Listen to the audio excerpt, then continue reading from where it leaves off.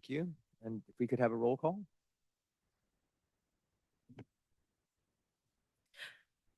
Councilmember Walter, Present. Councilmember Haskell, Here. Councilmember Flynn, Present. Vice Mayor Hufty, Here. Mayor Taylor. Present. We have a quorum. Thank you.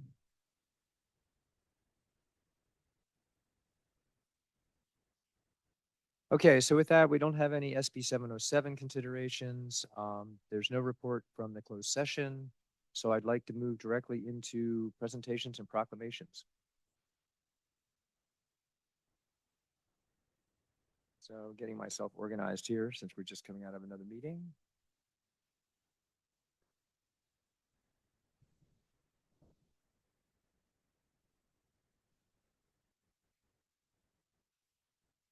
Proclamation's great, thank you. All right, so I'd like to start with the proclamation for Wildlife Awareness Month. Yeah. And do we have somebody here who's going to accept this? But where did we end up on this? Apparently not. Maybe we get. Bonnie, CJ, and or Nona were supposed, or no, sorry, Nona can maybe take it, but Bonnie and CJ were supposed to be coming. So I don't know if we want to do the second proclamation first and see if they're coming in the parking lot.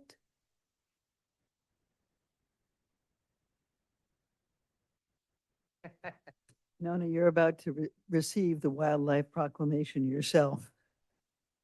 Just wanted you to know. So Things as you walk on the wild side. Yeah. yeah, Why don't we move to the next proclamation because that recipient is here and then try to get a hold of Bonnie. And if Bonnie's not here, we'll just, yeah. okay, great. So we're gonna move on. Let's move on to the proclamation honoring Martin Luther King Jr. Well, technically it's day, but I would like to honor Martin Luther King in general. Who's here to see this? Is it Rita? Great. I know this is near and dear to your heart. You've always been here and you've always made it a point. This year, did you do your reading? Or do you have it coming up? Right. Are you going to do your reading? Okay, excellent. So I have just some short comments I'd like to make on this. In honoring Martin Luther King's legacy, the important thing about his legacy is it's rooted in consistency and daily actions rather than a sort of grand symbolic gesture. So, I mean, I think it's important that we do this proclamation. We've done it every year. I think we do think it's important. But I think it's important that we take this sort of into our hearts and that we focus this on sort of our approach to, you know, how we want to live our life and what we think is important. Certainly, I would say for my fellow council members that are here, there's certainly some dedication to service, but certainly Martin Luther King exemplified both service, equity, and personal accountability. You know, in the end, he ended up giving his life to that cause. So I think that's sort of the ultimate sacrifice. So the core pillars of this legacy are courage, kindness, and nonviolence, active justice, humble service, continuous learning, building a community, and internal reflection. And I read this list and I realize that, you know, that's something that, you know, we could all live by every day. And I hope that, you know, in addition to honoring this day, that we think about this sort of all year long. So Rita, with that, I'd like to hand you this proclamation.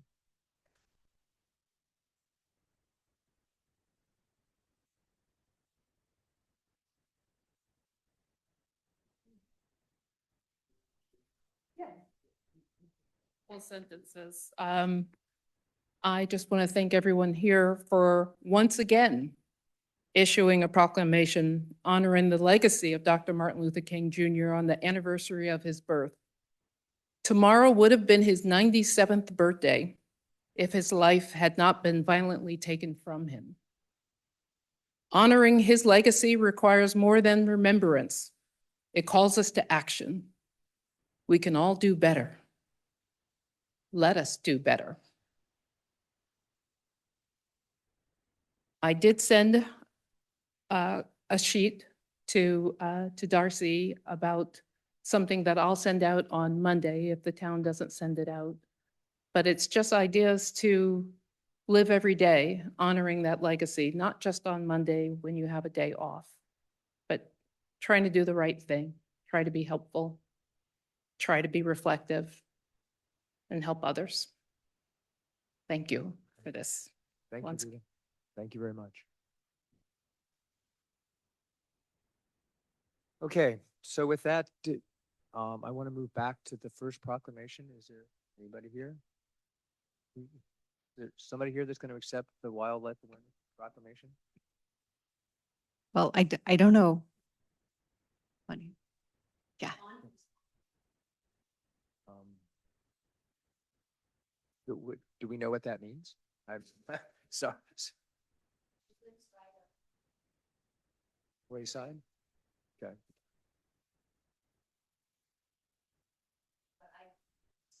Okay. If it's okay with my fellow council members, would you mind if we just moved on to the library annual report, and then hopefully that'll give Bonnie enough time to get here? Okay, Sure. so why don't we do that? So then, please come up to sit at the table if you'd like, or the dais, or I mean, at the podium, whichever you prefer. Yeah, we're happy to have you sit at the table. You push the button when the light goes up. There you go. Now it's on. Speak closely. You notice how I'm almost putting it in my mouth. That's okay. There you go. Okay, Excellent. Thank you. let me share my screen. I have a presentation.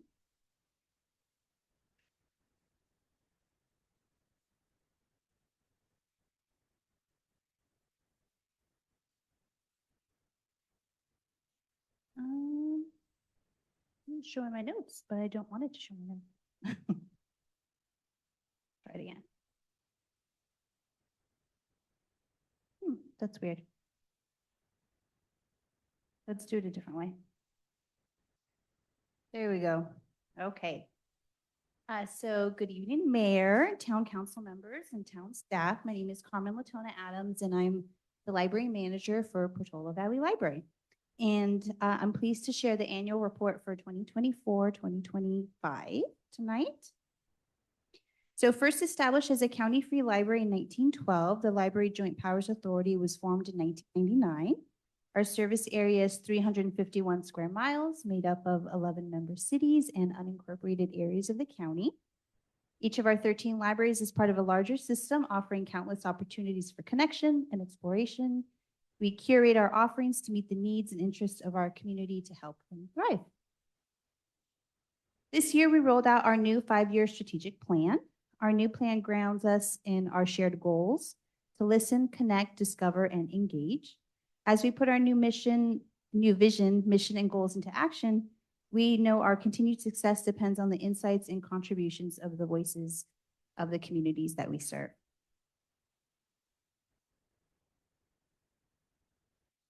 As part of our strategic plan, we introduced a new vision and mission, as you can see here. Our updated mission is together we build meaningful connections and inspire lifelong curiosity. Now I'd like to share some of what is coming to life at our libraries. The programs and collections at San Mateo County Libraries are well used. This year we saw 1.7 million library visitors, 2.4 million items circulated, and over 11,600 programs and events. Beyond the numbers, each data point represents the connections and learning and growth that happens in our communities. We strive to deliver services and offer opportunities where our diverse communities feel seen, heard, and valued. Each of our staff brings unique backgrounds and experiences to the library. This diversity strengthens how we serve through responsive programs, meaningful outreach, and culturally rich collection. Our culture of discovery and exploration is reflected in our 249,967 active cardholders. We saw 2.8 million website visits, 41,900 laptop checkouts, 4 million in-library Wi-Fi sessions, and then a huge increase in hotspot checkouts, over 23,000, thanks to additional hotspots added to our collection. And we were proud to welcome over 14,000 new cardholders this year. And then at the local level, Portola Valley has had over 99,700 library visitors and circulated over 78,000 items. Also at a local level, we saw over 30,000 digital downloads this past year through Libby Overdrive. That, as you can see, that upward trend, definitely since COVID, where more of our collections, more and more are digital.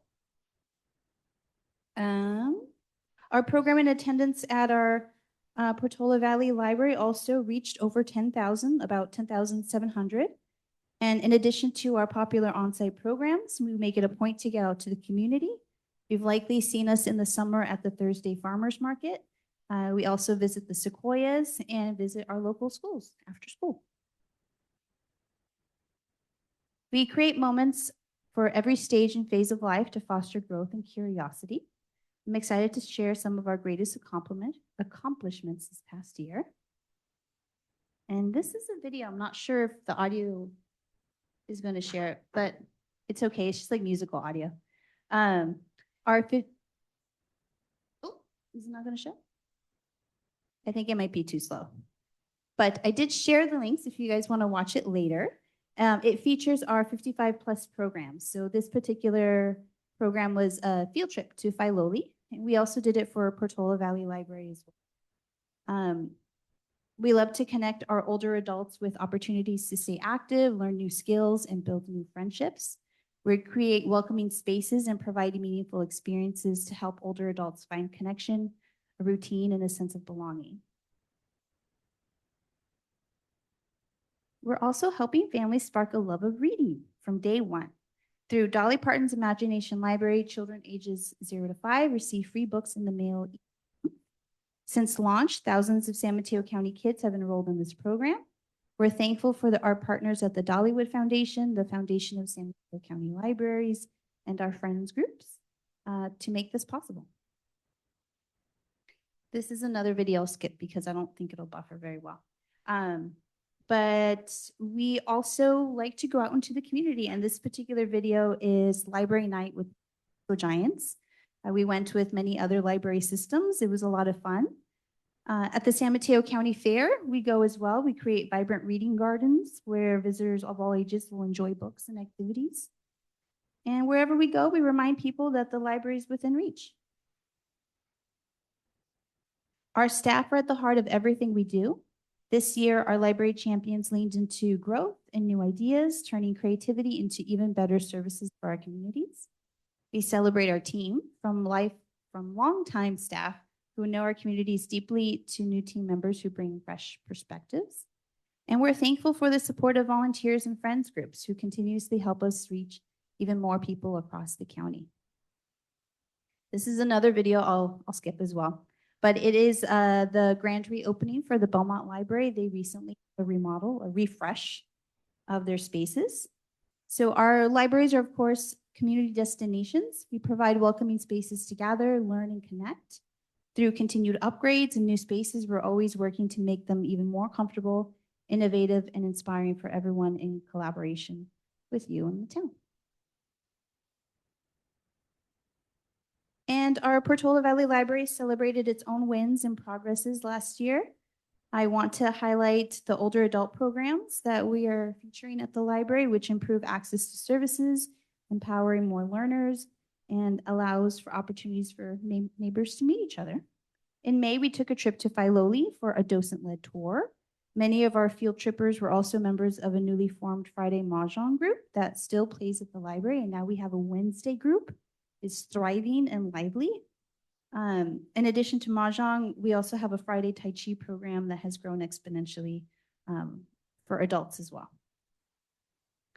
And I'd like to highlight our high school summer interns. We had 2 this year, Mira and Zoe. They were wonderful additions to our summer programs and helped the library spread the word about the importance of reading and learning during the summer break. You might have seen them at the farmers market because they hosted some caricature and face painting activities at the farmers market. That being said, I want to thank you, the town staff, council, for collaboration with us, in particular, Councilmember Rebecca Flynn, and our town manager and assistant town manager who helped serve on the governing board and operations for our JPA committee.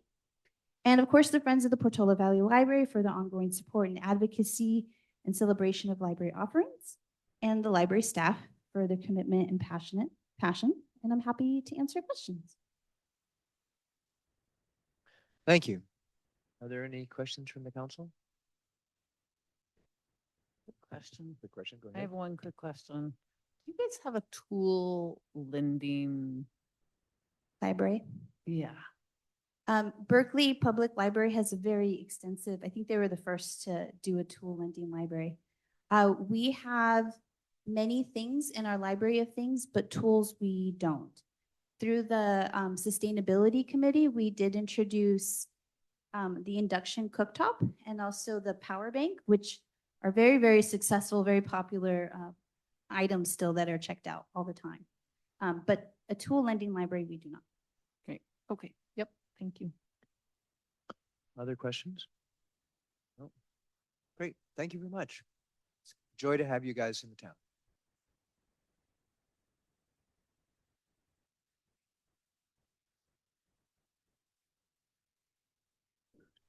All right, with that, we'll go back to the Wildlife Awareness Month proclamation. I see Bonnie's here now, so.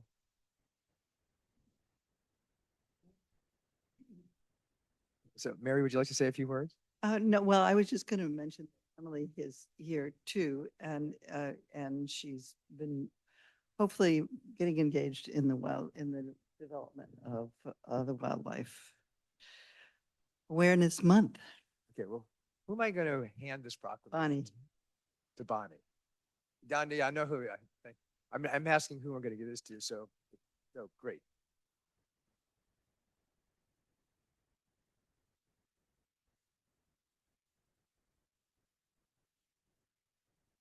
Thank you. Are you Thank going to you. make a speech about it? I wasn't going to make a speech, Okay, but you're well, welcome to Okay, say well, a few words. I just wanted to thank Portola Valley and our fabulous council for having this proclamation, particularly Mary Hufty, who proposed it. As a member of the Nature and Science Committee, it's a great pleasure that Portola Valley cares so much about wildlife. I think all of our spirit was rekindled last year with the sadness of the mountain lion being killed, and then restored with the 3 cubs having their lives being saved and being restored. So thank you very much for making this a special month. And at the Nature and Science Committee, we hope to live up to the aspirations of the proclamation. Thank you.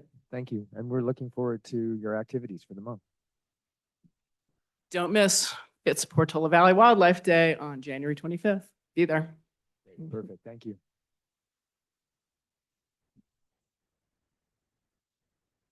I'm sorry, what time on the 25th? I missed that. What time on the 25th? 3 to 6. 3 to 6. Thank you.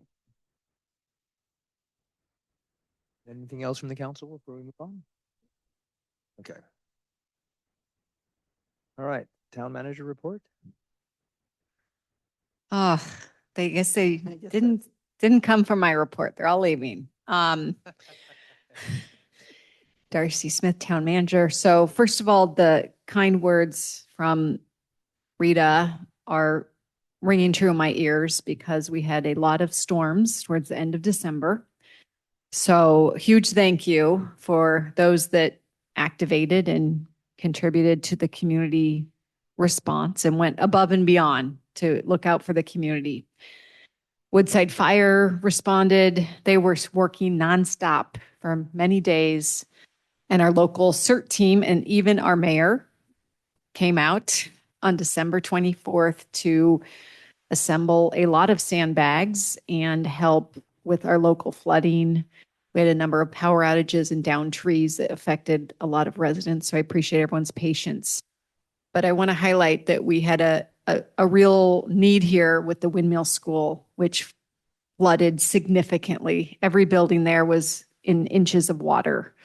It was truly a local crisis, and the local residents responded. So huge thank you. They are incredibly thankful, sorry, to be in this town and have the support of the council and to have volunteers who sprung into action and went and helped them.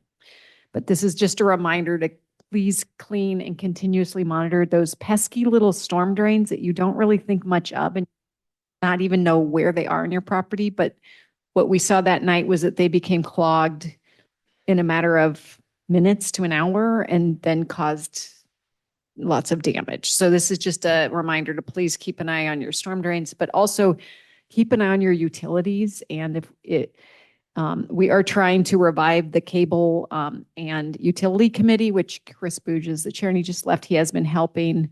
I have other interest in people becoming members of that committee and just trying to work harder on local issues. But as I've said in the past, if you have a long multi-day outage and you have questions, you can personally reach out to me and I will do what I can.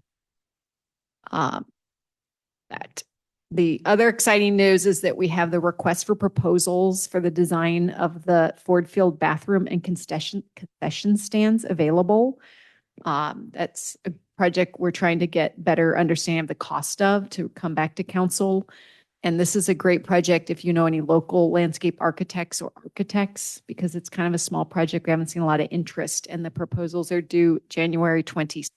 So please spread the word. Last, my favorite thing to talk about is about the important town audits. And I have exciting news thanks to the hard work of Tony on the audits. We have a finance committee meeting. So please mark your calendar, January 27th. The finance committee, I see you're adding them. Yeah. Your calendars will be meeting to review what are the next series of audits for fiscal year 22-23.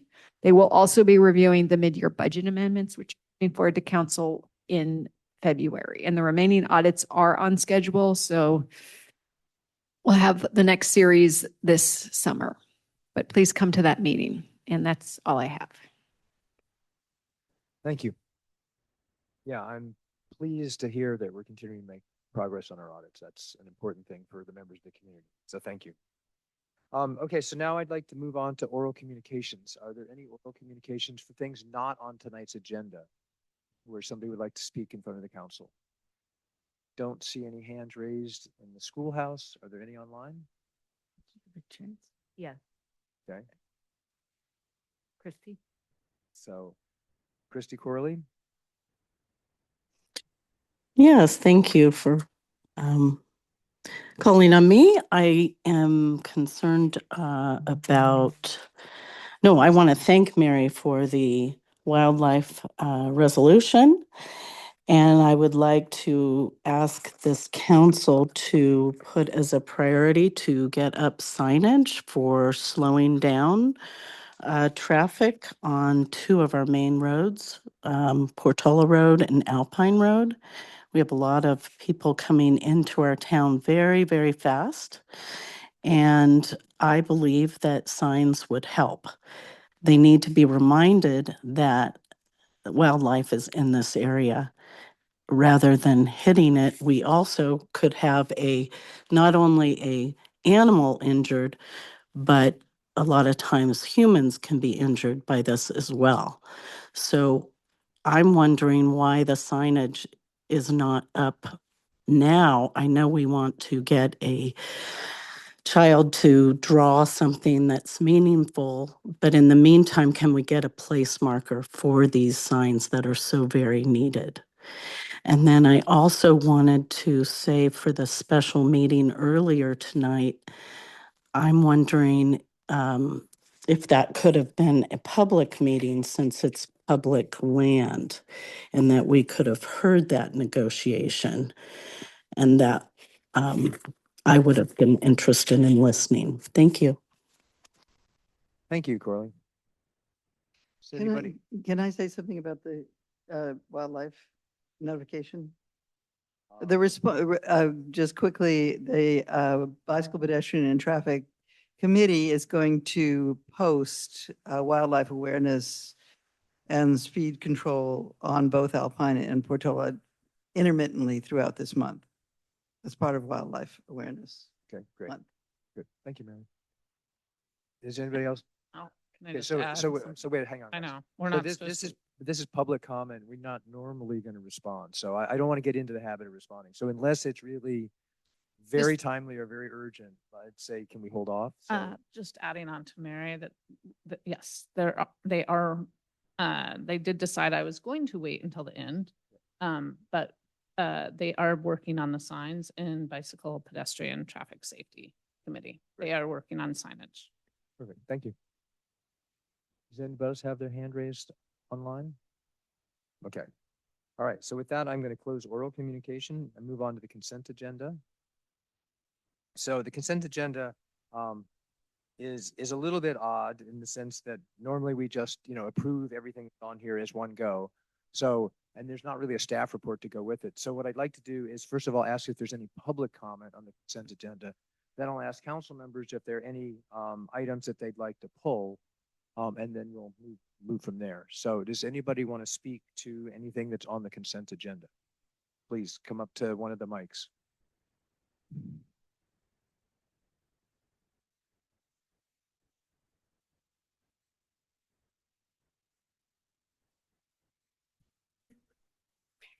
Bear with me on this because I just thought of this.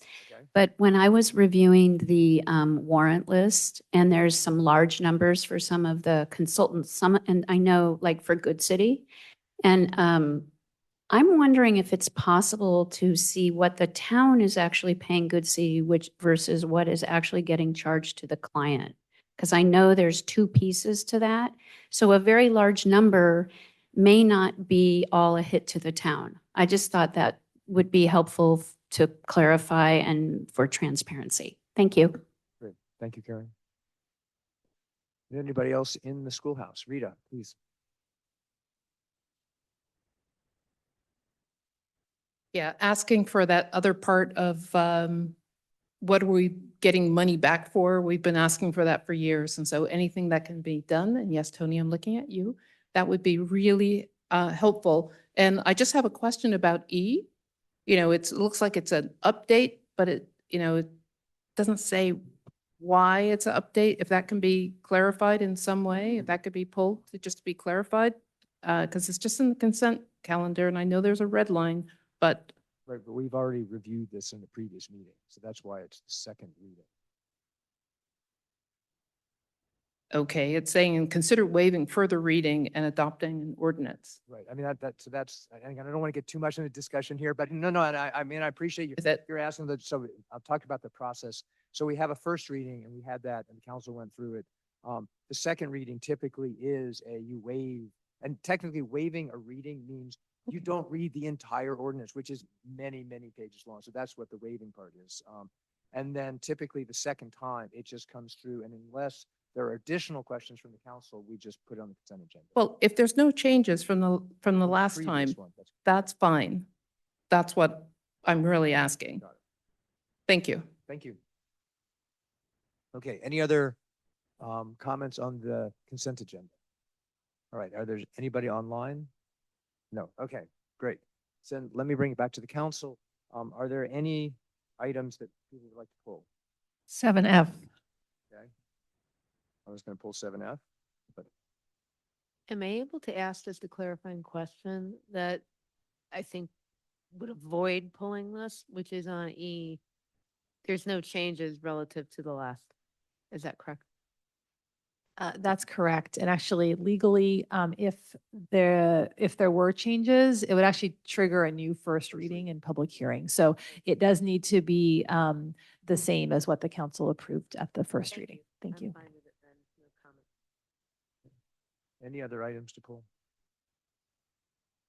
Okay, so with that, I would entertain a motion for A through E.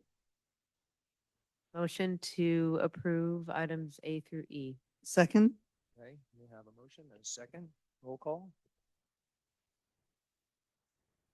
Do you need one? Yeah, you don't need to, Just do it. yeah, you can do voice vote. Great. Okay, so all in favor? Aye. Aye. Any opposed? Any abstentions? All right, passes unanimously. Thank you very much. Okay, 7F. So I pulled this because a couple of issues. One is that there's another regional board that Portola Valley has neglected to fill the spot. That's commute.org. And all the communities in San Mateo County have a representative for that, and Portola Valley is listed as open. So that slot needs to be filled. And it's a bi-monthly Thursday, 8 a.m. meeting that varies in its location, sometimes Belmont, sometimes as far away as South San Francisco. And then the second issue I have is that I went ahead and did an analysis of the time commitment to serve on all of these committees as liaisons, to serve on local and regional boards as board members or liaisons. And the community should be aware that it's significant time commitments are involved in this. So I actually went through and estimated a minimum and a maximum amount of hours per year that are necessary when you serve on some of these committees. And ultimately, I went out and calculated what each of our council members' hours are per person. And when I did the calculations, I put in the minimum numbers that I estimated for the primary representative, the primary liaison, and then for the backup liaison, I only included 1/4 of those hours. As being a backup is much less work, and in many cases, practically nothing.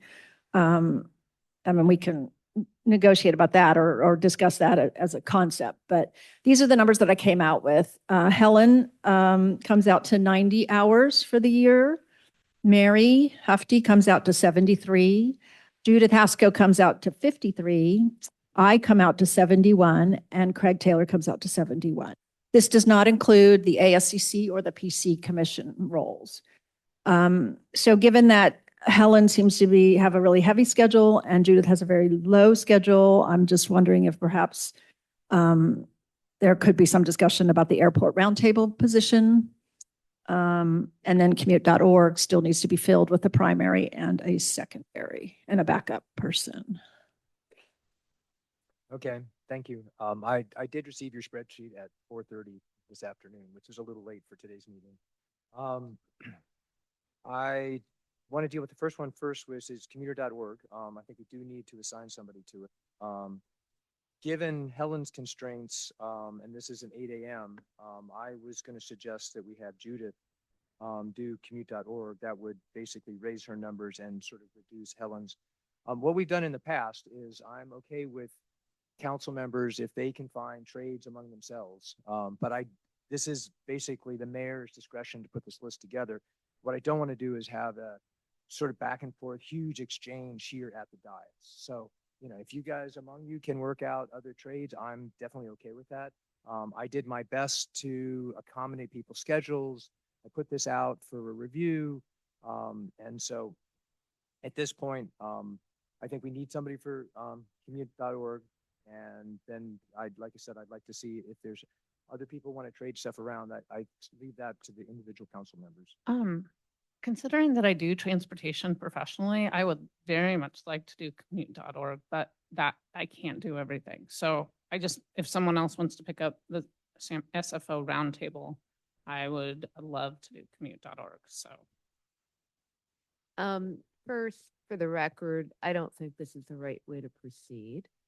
And you never know in advance how long each of these commitments is actually going to take. For example, the finance committee could end up needing many more meetings than is standard. So I object to that. I've done the SFO roundtable before, and I think that should be shared as one consideration for how to allocate. And I defer to the mayor on whatever he was thinking in that, but for the record, no. I'm more than happy to take on commute.org if that's left over after this discussion, but that's what I'm willing to do. Thank you. Other comments? Mary, do you have any comments to? I always want more committees, Yeah, well, except for airport. I was going to say, 'cause, I mean, we'll give you the airport if you. I only have one exception to that. If you want. And I guess, Helen, you know, part of the reason I was suggesting Judith is when I'd asked you about other meetings in the morning, this isn't 8 a.m. You said you had kind of 8 to 8:30. So I sort of assumed this wasn't going to work in any case. So, So, right, but you were giving me, if you look at their schedule, it was 8:30 to 10, which I can't do, but I can do 8 to 9.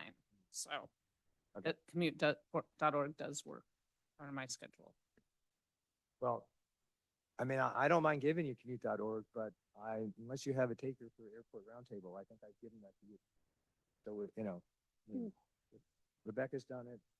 Okay, well, if I can do it, if I need to do it for you, Helen, I will do it for you. Oh, all right.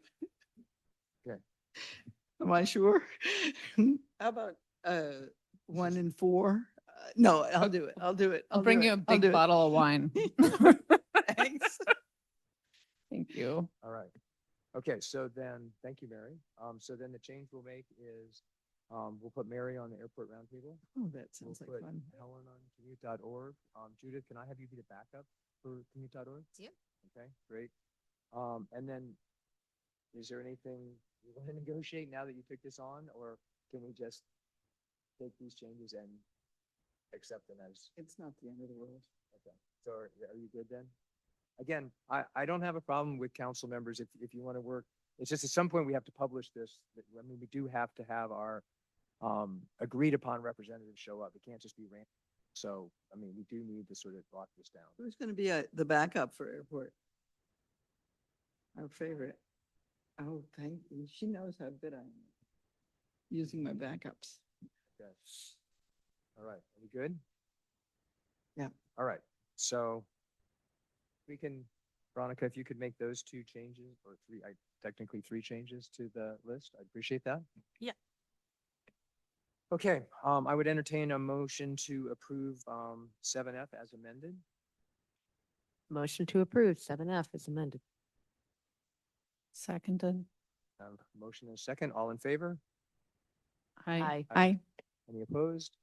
Any abstentions? Okay, passes unanimously. Thank you very much. Okay, moving on. I'm sorry. Can I respond to the question or the comments that were raised about the warrant list? Well, hang on a sec. So is there any council members that would like to hear answers to these questions? Oh, which question? The questions were in Use sort of of, consultants. yeah, Oh, yes. Yeah. Yes, I'd love Good. to hear that. great. So yes, please do, Tony. But yes, I am aware that there have been many, many requests about this. Also had conversations at the finance committee. There was a specific question asked by Rita about how the consultants are paid for. And there is a report attached to the warrant list. It's paid by fund. If it's town work done by the consultants, it's in the general fund, so it's under Fund 101. If it is applicant work, it is reported under Fund 701, which is customer deposits. And for the record, there's about $1 million in the customer deposits account or fund. So we do not process any payments towards Fund 701 unless there is cash available Yeah. from project applicants. Thank you. Great. Thanks, Tony. Appreciate the update.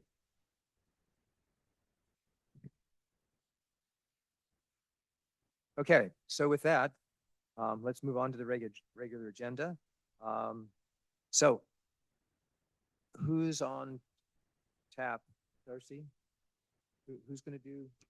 Hello, Darcy Smith, Town Manager. Yes, so we have Steve McHarris, Special Projects, Planning and Building, making the presentation, and he will be assisted by Sarah Corse, new Planning and Building Director.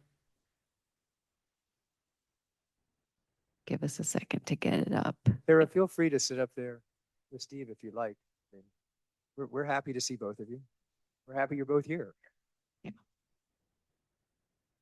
And while they get started, I just want to clarify one key thing, which you'll hear a few times tonight, which is that the housing element amendment, which was the gigantic attachment 1 over 400 pages, that is what staff and plant was seeking direction on tonight. Any amendments that you want to see made and potential authorization to submit to HCD. There are a lot of other items that were in the packet, and those we don't plan to officially submit to HCD for official review. So we have time to continue working on those. So the most important thing to focus on tonight is the actual amendment. Other things, we have more time to work on. Yeah, and when you say other things, you mean things like this? Yes, zoning, land use, the maps, yes. All right. Steve, welcome. Okay, thank you, and good evening, Mayor Taylor and members of the council. I'm Steve McHarris, Special Planning and Building Projects Manager. The item is a second council review of the proposed amendment to the town's housing element. The council last reviewed it December 4th and provided staff direction to first finalize the housing element amendment, second, to have the planning commission review the amendments, and third, return to the council for another review and opportunity for public comment. Tonight, we will review the proposed amendments, key issues, process, and anticipated timeline. The housing element identifies and analyzes existing and projected housing needs and contains the official policies of the preservation, conservation, rehabilitation, and production of housing in Portola Valley. So per the direction of council, the proposed amendment has a narrow focus. It will remove Dorothy Ford Park and open space from the current sites inventory and focus on 3 housing sites that are proposed to be rezoned to a new mixed-use, high-density district and general plan land use classification. For the state to accept application of this zoning to the 3 sites, the new zoning will allow first residential uses by right, second commercial uses with a conditional use permit, and third with mixed use residential is required to occupy at least 50% of the total floor area. The most important item for tonight's meeting is to receive council input on the housing element amendment and authorization to submit to HCD. Second, we are seeking feedback on the zoning code and general plan amendments, but these will not be submitted to HCD with the amendment, allowing us additional time to work on them along with work on the CEQA document. So here we have the slide illustrating where we're at in the process. December 4th was the first town council review. Staff then finalized and posted the public review draft housing element and started the public review period on December 23rd. The Planning Commission then received an update and public comment last week. This evening, the town council is receiving a similar update and accepting public comments prior to providing feedback on the amendment. The council is also considering authorizing staff to send the draft to the California Department of Housing and Community Development, that's HCD that I've been referring to, and we're targeting submittal by the end of the month. Upon submittal, HCD has 60 days to review the amendment. During this time, staff will be working on the zoning and land use. If the HCD provides a comment letter with requested changes, staff will return to the council for review before any changes are made. If no changes are requested, the final amendment will be reviewed by the Planning Commission at a public hearing where they will provide a formal recommendation to the town council, and the town council will hold a public hearing to consider adoption of the amendment. Here's a quick look at the current regional housing needs allocation, referred to as RHNA. RHNA is the state mandated share of affordable housing units required to be planned for in the town's general plan. The numbers in red identify no change to the current adopted RHNA or the site's inventory for the proposed amendment. However, the site inventory would be modified as we review in the following slides. So as I mentioned, the Dorothy Ford Park and open space site will be removed from the inventory. This was due to site development issues that constrain the realistic feasibility of developing to 50 units at the site. The proposed revisions to the site inventory will add 2 new sites selected through careful application of the town's adopted housing element adequate sites inventory methodology. The amendment to the table will add Village Square and Skyline open space. The existing number and income level of the units on the Christ Church site will change. Here are the 3 amendment sites. We have Village Square, Christ Church, Skyline open space. Each site includes a developable area and the new zoning designation, as I will review with you in the following slides. So for the Village Square site, the property owner is interested in the possibility of developing housing while retaining the main existing commercial uses, along with providing sufficient parking. This graphic shows in yellow the potential developable area with the HCD that HCD looks at to support the potential number of units identified on the site's inventory. It's an estimate only, and the location of future buildings would be refined when an actual project is proposed by the owner. The yellow area will include setbacks, landscaping, drive aisles, parking, and any new buildings will likely be at the rear of the site in the upper area of the property. For this site, the zoning and land use would change to mixed-use density. Okay, for the Christchurch site, based on preliminary site review, there is a potential 0.75 acre developable area to the rear of the site.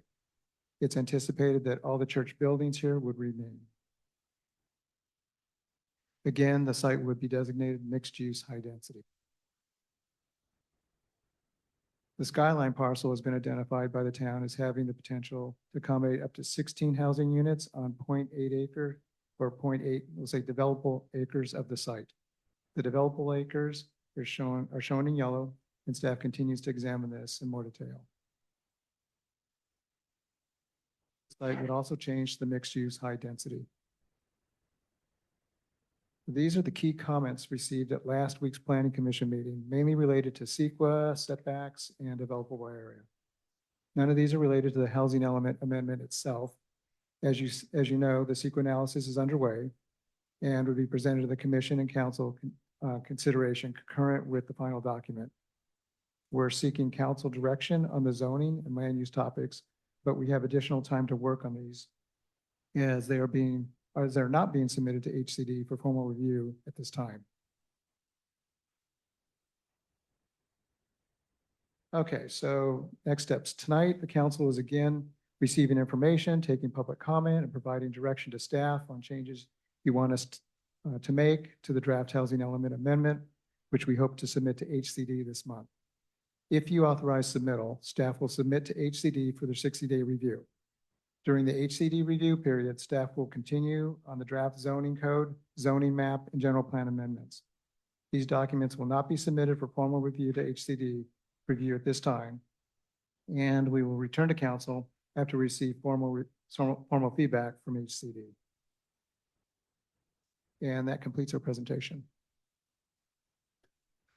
Thank you, Steve. From the council members, are there questions? So I'll start with Helen this time. Helen, do you have any questions?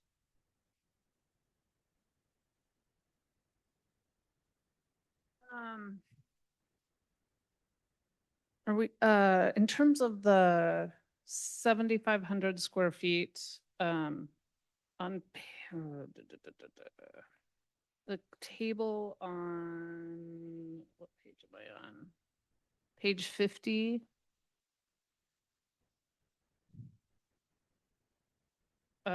With the 7,500 square feet density.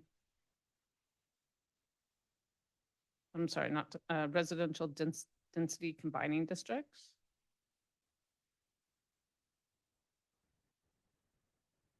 And I know the Planning Commission had a question about this.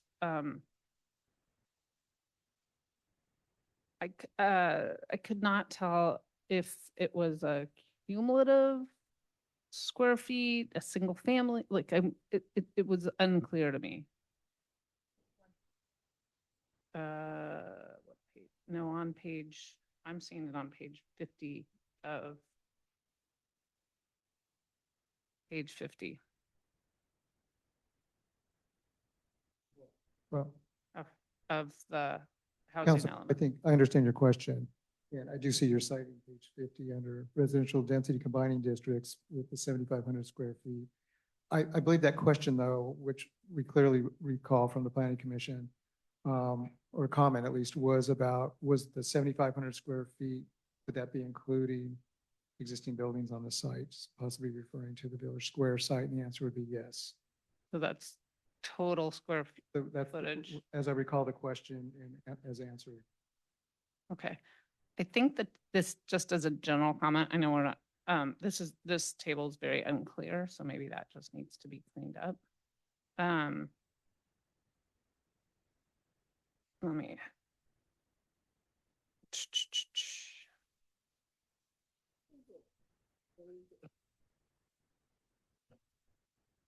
I did it, I'm in the housing element itself. There's a link to it. Right. Okay, oh, look, I'm on it. Okay.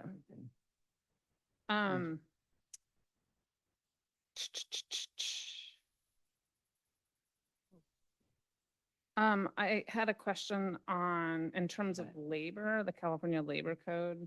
applies prevailing wage rates to public works projects. Does that include, and I don't know if this is my question, like, can you require apprenticeship and local hire so that they don't bring in, cheaper labor from elsewhere so that folks living here can, be hired? Try and answer that. Thank you. So you mentioned that public works projects do require prevailing wages. That's administered by the DIR. Right, and it's also, it's cited, so as long as we have it open, asking some questions about this, which maybe I shouldn't be. Well, yeah, I'll just give a very brief answer, which is that we follow the state requirements. Anything locally that you mentioned, like a preference, that would have to be codified locally or through a development agreement with a developer or through a disposition and development agreement if it was town land. Okay, thank you. In terms of biological resources, it talks about a historic record from 1906 for foothill yellow-legged frog that encompasses the north central portion of the planning area that extends over the village square. So is that our 1906 the last time that was like a yellow-legged frog? I've never heard of, like, maybe conservationist. Well, I'll just answer it briefly. The state has a record. It's called the CNDDB, California Natural Diversity Database, which is an inventory of the status and locations of rare or endangered plants and animals in California. It's been around for a very long time and has lots of records.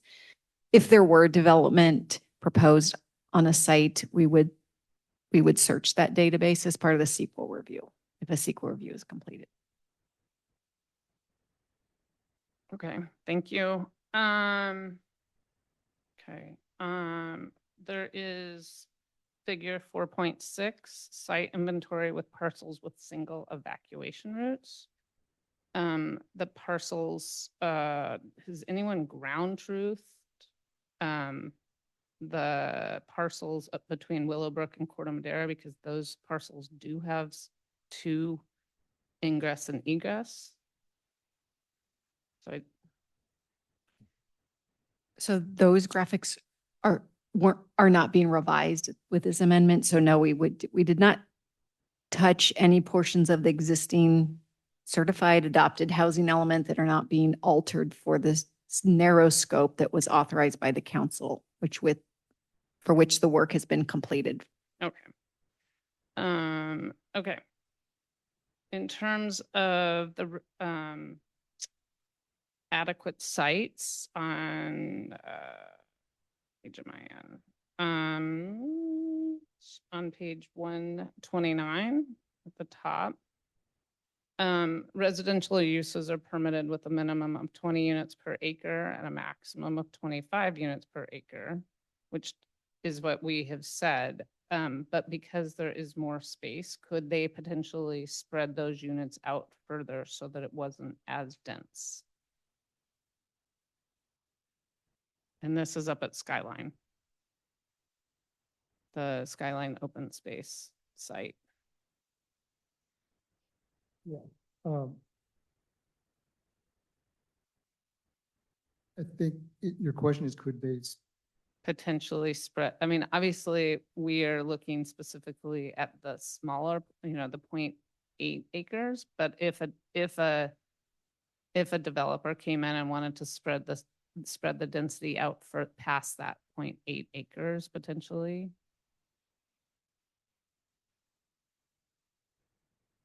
Yeah, I think there's a couple ways to look at it. One is if we're zoning the entire site in the area showing developable area, the entire site could be reviewed for, so it could potentially be outside of that area. If we zoned specific portion of a site, and in this case, that is possible, you could contain the developable, you can take, you can control the development, the overall site by identifying just the area you're zoning, which would be the developable area. That, is that clear? If it's not clear, I'm I happy couldn't to. hear that last part. If you, if the council decided to wish to rezone just the developable area, not the entire site, that may be a feasible alternative for the Skyline site. Okay, great, thank you. And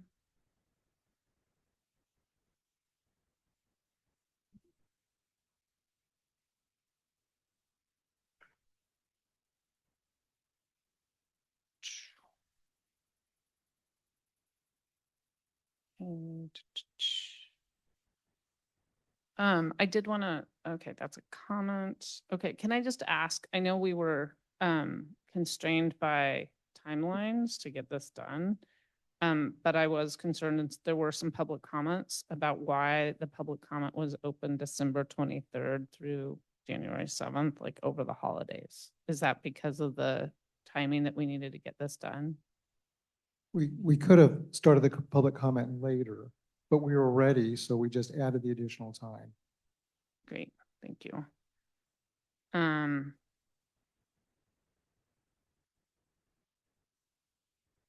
I also, I don't understand what the 7 plus 13 means.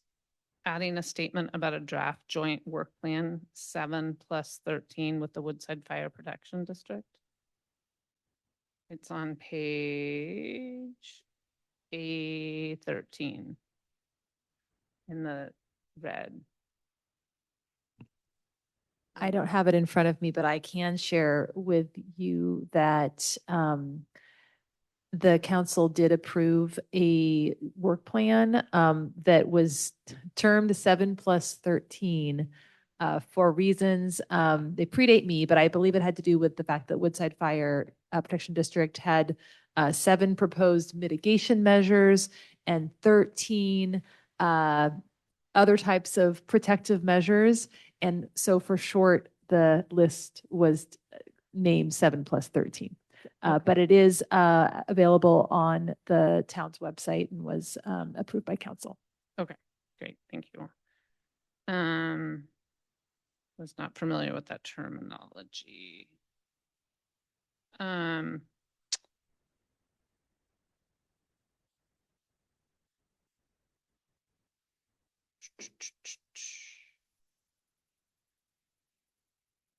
Okay, those are my questions. Thank you. Mary? I have no questions. You, Judith? Yeah, just a couple of clarifying things. I just want to be very clear, what we're deciding tonight, or we're considering making a recommendation, is to give you the go-ahead to file the housing element separate from the zoning in the near future. And during the review period, you'd then be drilling down more on the zoning. Is that correct? That is correct. Okay. And so the process for that, would that be going to the planning commission first? What, if you could give me a little bit more a sense for the zoning process only? Yeah, so for now, during that 60-day review period, we'll be working on items, but I don't believe we'll be going to planning commission during that time. Going to the ASCC, Mhm. hopefully in a few weeks. And then as needed would go to the planning commission based on the feedback of the ASCC and also your feedback tonight. Okay. But we have not scheduled any dates yet with the planning commission. Yeah, I don't need to know the specifics. I'm just looking sequential steps. Could you put up their questions, the planning commission question?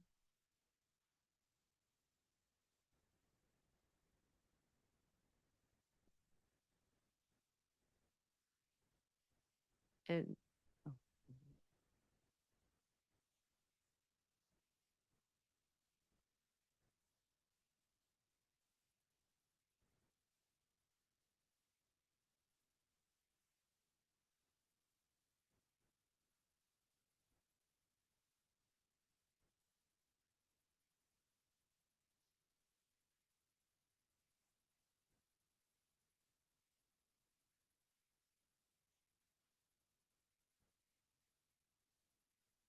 Okay, There you great, thank you.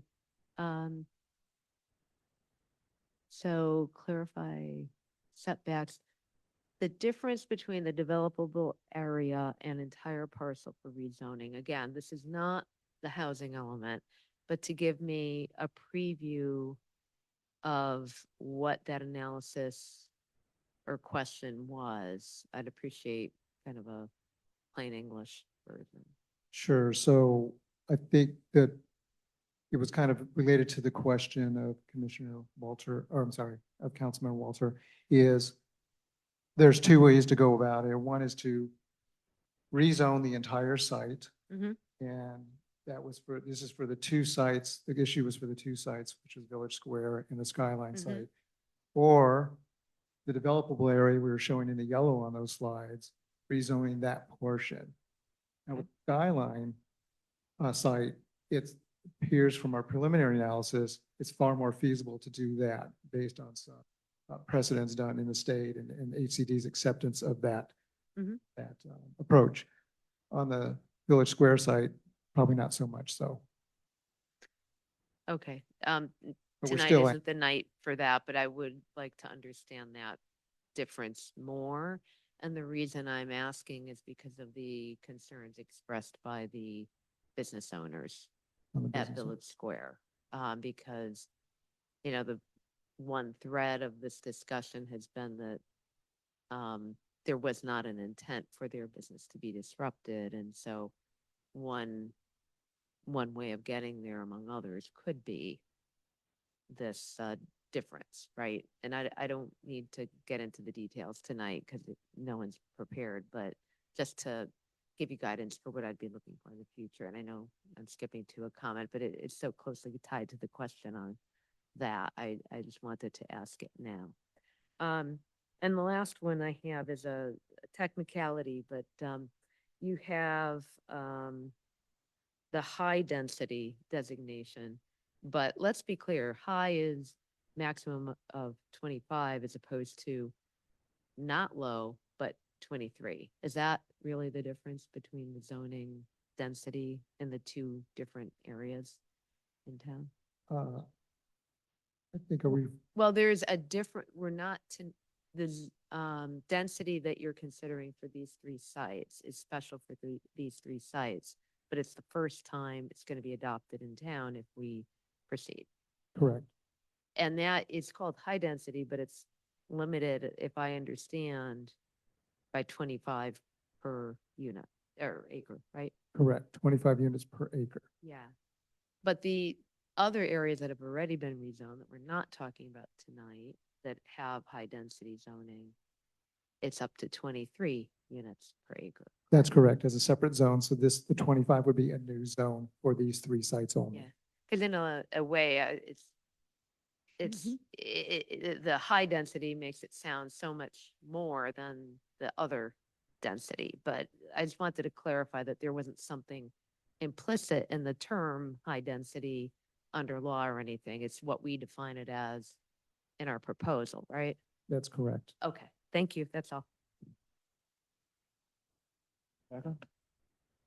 The skyline, you went through that quickly. I couldn't see it fast enough.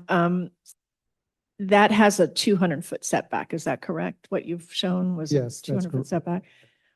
So my original understanding when the site evaluation committee was working on Skyline, that they felt that maybe there was 4 acres that were developable that had been screened by Nona in terms of accessibility, in terms of fire, in terms of setbacks and all that. Is that not the case? Is that really only 0.8 acres that meets all of our kind of guidelines for what's potentially safe development?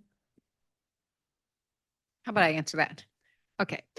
So yes, Nona Chiarello helped us do some mapping. I don't know if you want to ask her to answer some questions, but I will say she applied a lot of different GIS layers like fire risk, soil stability, slope, and screened it out. The 0.8 acres is a little bit unique, and it's more driven by the fact that we have to document to HCD that we meet a minimum. So it's sort of the floor. So at 0.8 acres, at 20 units an acre, it generates the 16 units that we show in the sites inventory. And that is kind of viability, if you will. Actual feasibility is different. And while we did analyze and screen out areas, and we're left with sort of this one main area that was developable, certainly like if the site were to progress through a development analysis, and again, more CEQA reviews are done, more biological surveys, and more detailed analysis of the soils and slopes, then we would arrive at what's actually developable. But we think this is a good, like I'll say, preliminary view of showing the 0.8 acres, which is And what it's- we believe HCD will want to see at this stage. Right. Adequate for HCD. Okay. Yeah. Yeah. And then you started out by saying that we're only submitting the housing element amendment. Is that correct? Is that my understanding is correct? When I look at the 7 attachments to this section, does that mean it's just attachment number 1, or is there also one of the other attachments that you're planning? Yeah, so it's attachment number 1, 404 pages that we will officially submit to them. That said, as you know from the last housing element process and the decertification, they are keenly interested in the rezoning and the land use amendments to actually implement what we say we're going to do. So we will offer to meet with them and walk them through it. Certainly, they're published tonight, so they're readily available. I would like to show them that we are working very hard to give them a complete package and give the council a complete package. And the plan is that you act on everything in one meeting. So we hope to we'll offer to meet with them and see if they want us to walk through the zoning. And we think that would really help to get feedback. So we hope we And then can do in that. the text, there was, looking at the schedule, it mentioned that HCD, after the 60 days of review, would certify I was confused about that because I thought they wouldn't do that until after the town council actually adopted it, or I could be misunderstanding the process. Yeah. You want to bring up the process slide? Because I'll be honest, it's a cliffhanger. We really don't know. What we will do next is, again, get the feedback from HCD in a letter and likely come back to you. If for some reason they certify it, great, we'll come to you for certification. Again, we have a lot of questions about the timing of the rezoning and the certification. But the plan is that we would only take it to council once it's been certified by HCD. But again, we need the timeline. Yeah. But again, we'll need to talk with them about this nuance of the last time they wanted the zoning in place and approved. So you can see here, after the HCD review, we'll get the comment letter, and there may be subsequent letters, which would lead to additional council meetings and HCD review. So there could be another cycle, 60-day review, but we do not anticipate presenting it for action before you until it's certified. Okay, great. Thank you. And then there were a number of changes recommended by the Planning Commission. Most of them are, my understanding, are more related to zoning, so it's not something we're going to deal with right now. Where there were some like typos and some phrasing that wasn't clear to the planning commissioners. Were any of those parts in the housing element, or were they all part of the stuff that we're not agreeing on today? That's a great question. No, none of it was part of the housing element amendment. So it was the other items. Great, thank you. Okay, any other questions? All right, so then I'd like to open it up for public comment. You have questions? I do not have any questions. Thank you for asking me if I have any questions. No problem, no problem. I'd like to open it for public comment. Is there anyone in the room that would like to speak on this item? Okay, I have somebody in the very back.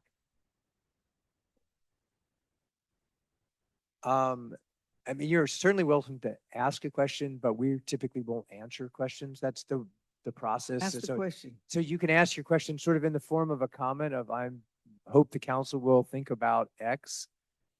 That's usually the best way to get to it. Okay, so I saw like a lot So of the. can you just introduce yourself? Give us an. Hi, I'm Emily Rubin. I'm a junior at Woodside High School. And I'm Mary Hefty's intern also.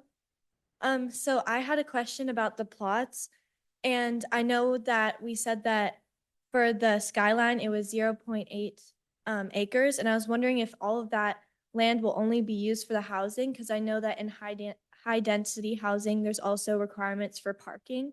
Is parking included in that space, or would you have to put that outside of that space? Thank you. Great question. Other comments from the public? Betsy, please.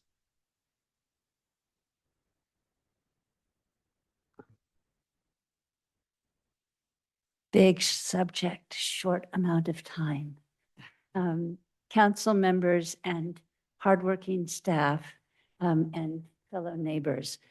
The state HCD asks that our housing element reflect what is possible, not perfect.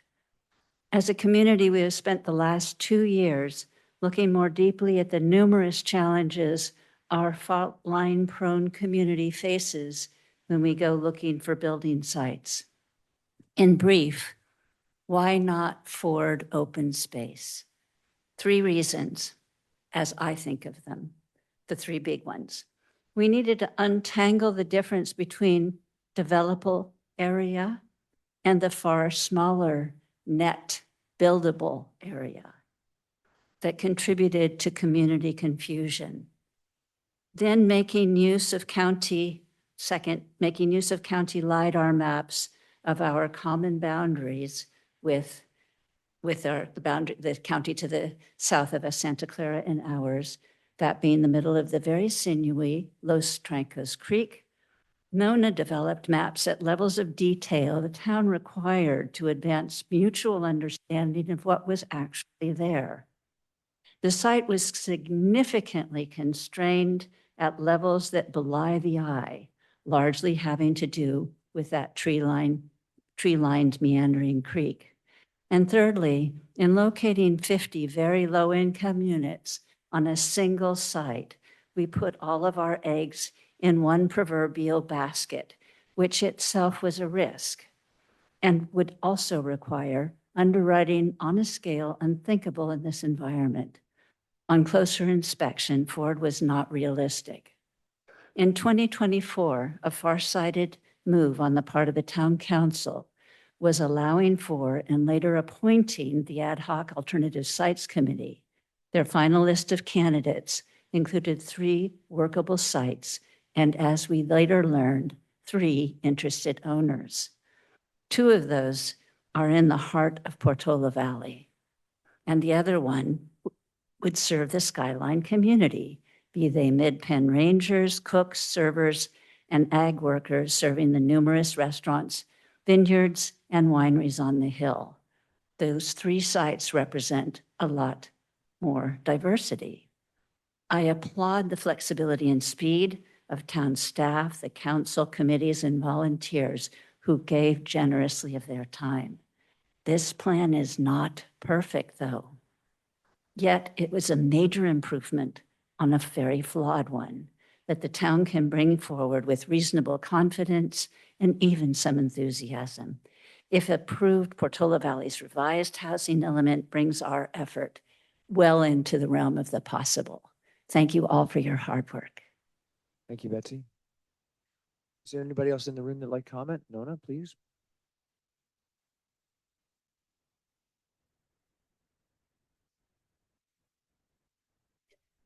Good evening. I have a comment, but I think it echoes a lot of what Betsy said. So what I'd like to do, if I may, is provide a little bit more information about the Skyline parcel, in particular, the question that was asked. And if possible, if you could put up the image of the Skyline parcel that was in the presentation, that would help. Basically, what I want to explain is that, you know, the town did a town-wide analysis looking at all the constraints and filters for every parcel in town. And the Skyline parcel was part of that, of course. And there was 5+ acres that cleared all of the site filters. So 5+ acres with no constraints. The one addition that we brought to that was looking at where those acres are And if you look at the hillshade image on the left, which is basically showing you the topography, about 3+ acres goes from Skyline all to the northeast boundary. And then the rest of that going up to the 5+ acres are on the other sides of the two canyons at the extreme northeast and southwest. So as we looked at that, we said, there's really only 3 to 4 acres that one would realistically look at. And then the 0.8 acres was simply designed to show where that might be, showing that it could go past the 200-foot scenic setback, but it could in principle go all the way to the northeast border of that parcel. Originally, we had a 100-foot setback in that image, and the reason for that is that the special setback can be reduced to 100 feet for low-profile developments in that area. And we think that because the land drops down from Skyline and because there's a lot of trees on the property, it might be invisible from Skyline. And so it might be possible to even have the developed area be less impactful to the parcel as a whole. In addition, I personally think it might be a great area for a green roof, which would make it even less visible from Skyline. So I don't know if there are any other questions about that parcel and how that 0.8 acres came about, but I think that pretty much sums it up. I won't read my whole comment tonight. I tried to get it in on time, and I don't know if I did for online submission. Mostly, I want to say thank you to everyone. This has been a really long haul by a lot of people over many hours and many discussions. And as Betsy said, it's not perfect, but these 3 sites really do accomplish a lot. They spread the development out. They provide access to new areas that residents have expressed interest in, and they're really different from one another. So that means that brings diversity to the housing portfolio, which I think really would enrich the town. Maybe most importantly, I think some of them could get built. Maybe all of them could get built. And I think that wasn't really true of Dorothy Ford Open Space. And they bring Dorothy Ford back into our fold of a perpetually preserved open space for the town. So thank you to everyone. I really do support the idea of you moving ahead with submitting the draft housing element amendment to the state tonight. Thank you. Thank you. Is there anybody else in the school house? Yes, please come up and introduce yourself. Good evening. My name is Michael Ford. I moved to Portola Valley in 2021 with my wife Pamela, and I live at 848 Portola Road. I'd like to express serious concerns about the amendments proposed this evening, specifically the Village Square site and its disproportionate impact on our house. Our home is part of a small cluster of 3 single-family homes, 846, 848, and 850 Portola Road. Some of you may not be aware, but these are newer constructions. They're right across the road. I walked here this evening, and specifically, they back up right next to Village Square, and they are right across the street from the Christ Church site as well. So both of sort of the proposed new sites are directly impacting us as neighbors. I did submit written comments. I hope you had a chance to look through those. But since submitting those, I also went through the proposed amendment, and I saw that the Nathurst site, or 4370 Alpine Road, has strict development standards, quote, because the site is located near a single neighborhood. At a minimum, I'd ask the town council and staff to consider applying similar or even more strict standards because our homes share a property line with the Village Square. With that, I just wanted to briefly also then highlight my 4 primary areas of concern. The first one is a very incompatible housing density between the proposed high-density mixed use for Village Square, and our AP zoning in which our houses reside. AP zoning is actually much more restrictive than typical residential one. And so, for instance, our floor area ratios were limited to just 13%. Typical R1 is 34%, and the proposed high density is 55%. So there's a very different standard for immediately neighboring parcels. I'd also like you to imagine a 3-story, 38-foot tall building that is just 15 feet away from your backyard. That's what's being proposed here. And so that's in part why I would also strongly encourage either removal or more strict development standards. The second piece is clustering. There was a mention of trying to avoid clustering at Dorothy Ford Park, but by introducing 2 sites immediately next door to one another, you're reintroducing the same problem again. While I support the Christ Church's mission-driven statement. So, Michael, I'm going to have to ask you to wrap it up. All right. With that, let me just jump to my closing. I would urge you to remove the 884 site, more evenly distribute housing across town, reduce density where possible across more sites, and if required, implement more strict site-specific development standards that mimic those being applied to other sites in the proposal. Thank you for your consideration and time this evening. Thank you. Are there any other comments in the schoolhouse? Karen, please.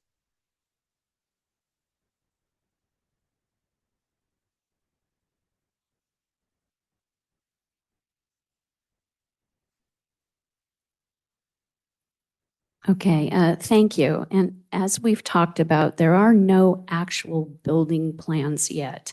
And I fear we might get ahead of ourselves. I presume that when there are actual plans, there will be ASCC, Planning Commission, Town Council meetings with public input. And so there will be many more steps to the process. So the goal here tonight is to amend our housing element with alternative sites to Dorothy Ford Park and open space. I do agree that there are very real concerns with building anywhere in town, but with the proper planning, management, and oversight, we can address those concerns. It won't be easy, but many times the right choice is not the easiest choice. Most recent concerns seem to be at Village Square. And can we save some of those beautiful redwoods? Probably yes. Can we require privacy screening or different setbacks for adjoining parcels? Hopefully. Can construction be minimally disruptive to existing commercial tenants? I think so. And can we solve the parking puzzle? It will require thoughtfulness, but I am confident we can. This housing element better spreads housing across town. Instead of concentrating over half of it along Alpine Road, as our current housing element does, which is our major evacuation route, we would bring that down to a third. It's still a significant portion. It's still large, but it's better than where we're at. And as I mentioned in my written comments, it may not be possible to make everybody happy, particularly with this cookie cutter state mandate so ill-suited for a town like Portola Valley. We must put trust in our town manager and planning staff, our planning commissioners, and our architectural and site control commissioners to guide us forward. Thank you once again, Council, for your service and stewardship of Portola Valley and all our constituents. Thank you, Karen. Is there anybody else in the schoolhouse that would like to speak?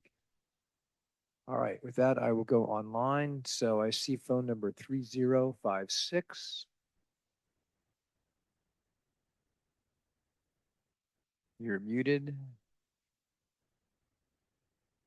Your hand's down. You're still muted.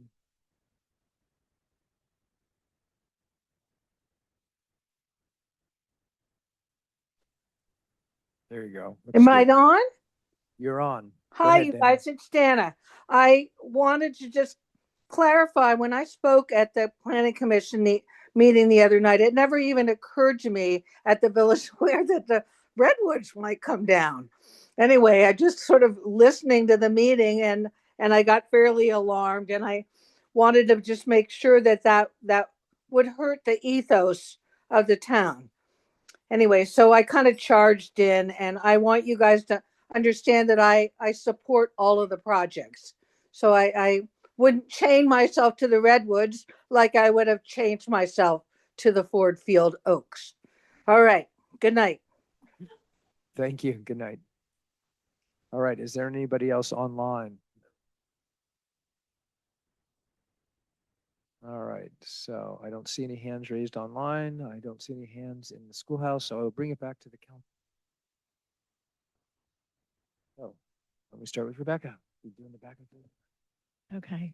I want to start by thanking the staff for incredible hard work that you've put into this project on a very, very tight schedule. Working with HCD, it's not easy at all. As people have said, there's no perfect place to put housing, and we would have much preferred to have a 10 to 15 unit per acre zoning, but HCD would not allow us to do that. They insisted actually that we go from 20 to 23 to 20 to 25. So we were kind of tied with that. I did want to say that the owner of Village Square has stated very emphatically that he does not want to disrupt the existing commercial district in any way with a project. So he's definitely has that in his mind as he's thinking about potentially building something. So at least that should allay some fears of some of the commercial retail establishments there. I found that the work is incredibly well done. I think it's reasonable. I think it spreads out. So many hours have been put into this, the site evaluation committee, the site, whatever your committee was called. Hours and hours and hours in addition to the original committees that put into this to try to find sites that we can kind of spread around. So I feel that these 3 sites add to our well, I'm not sure the best word for that, but spread out more of the potential house. Again, the zoning, we're not going to be working on that tonight. We're not finalizing that tonight. So I think a lot of the questions that people have concerns about, whether it's too close to the property line, what the setback should be, what the daylight plane should be for a larger building, all those questions are going to be worked on for the next couple of months. So I think there's a lot of opportunity for the community to give their input on that. But in general, I think this is a great project to move back to the HCD. I'm in support of it. Excuse me. You're in favor of authorizing and submitting. Okay. Judith, any comments? Yeah. Again, thanks so much for the hard work, all the committees, all the staff, all of the commissions, and the council for spending time really trying to get into the details and understanding them. I think where we are is a really good place for a submittal to HCD, and I support this. I think it's important to note that if we aren't decisive about this, we could be under pressure to start an RFP process for Dorothy Ford Field. I don't think that's a good use of time because I think in general, we're not going there. So well done in terms of putting this together and taking community input. As a preview for the zoning discussions, I do think there's a lot of important things to think through. So I don't think this is without complicated analysis going forward on the zoning, but that's not tonight. And, for example, should parcel zoning be used as a tool to address some of the comments? And, strict standards could be considered, but that's not tonight. And I'm very comfortable with where we are. Thank you. Thank you, Judith. Barry?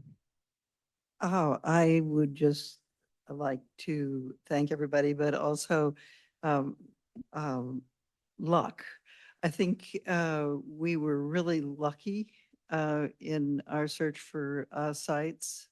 Uh, Amazing that these things that we actually were able to find what I call 4 sites that are worth considering and have some practical basis for them. So uh, I think we're at a great spot. We need to move forward as quickly as possible because we're behind the 8 ball as always. Um, and and thanks to everybody as well as to luck and good fortune. Okay, and I assume you're good with the board. Great, thank you. Ellen? So, first, I just want to address Michael Ford's comments because you're somewhat new to town.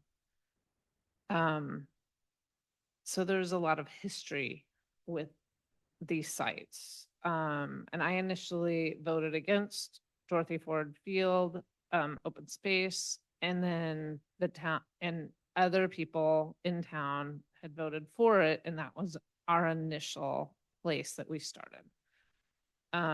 Many people, because of the gateway situation, the oaks that are there, the creek, you know, did not feel that was appropriate.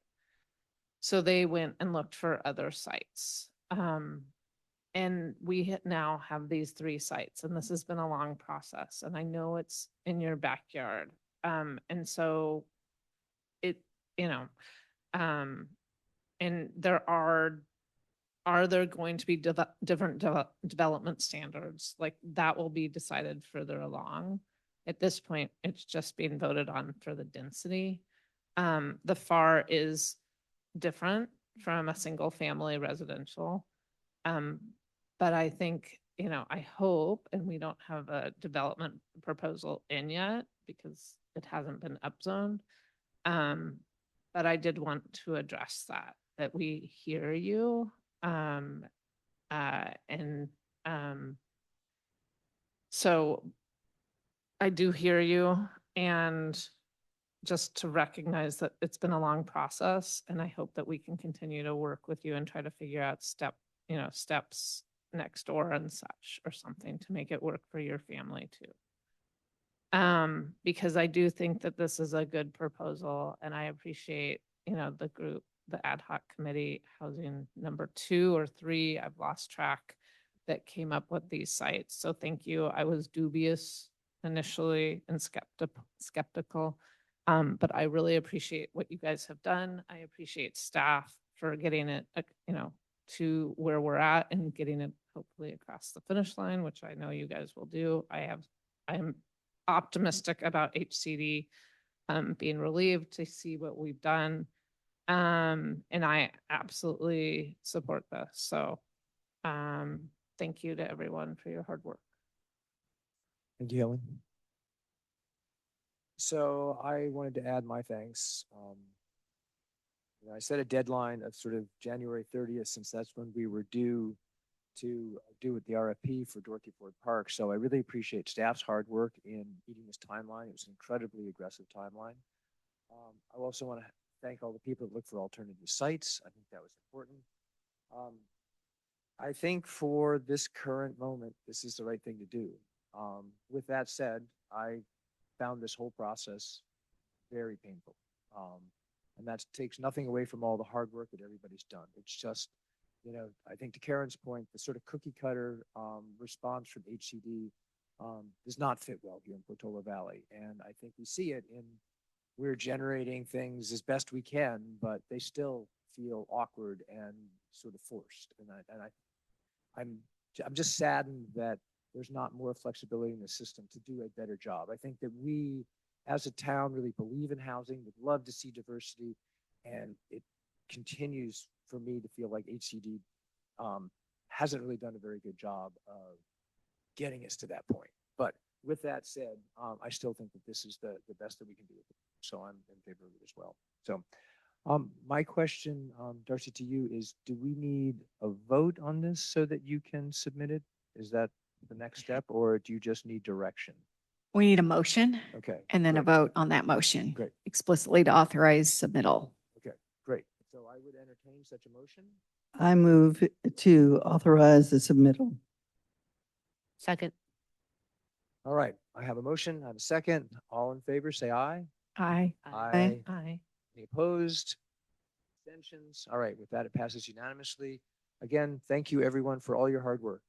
It's been a long time coming. And for all the public comment, thank you as well. All right, I would like to move on to 8B, the town manager mid-year update of current fiscal year 25-26 and our priority implementation strategy. A very long-winded. Darcy, I think that's you, yeah? Yes, that's me. Just give Thank me you. a second to Yep. join the webinar. I got so excited about the last item. I didn't focus on this one, my item. But thank you to everyone who worked on the last item. It was truly a community effort. Nona left, but especially to Nona, who worked very hard on all the graphics that you saw. And Karen Askey, who pointed out all the typos that we made and all. But I appreciate having a professional proofreader on the staff, volunteer roster. Okay, so we're here to talk about the priorities, and I just have a presentation I'm going to bring up. And the good news is we've accomplished a lot. Okay, so everyone should pat themselves on the back and be very proud of themselves. But we still have some work to do. So this is loading very slow.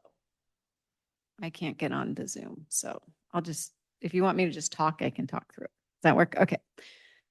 So as you know, there were 10 specific implementation strategies that you approved in 2025.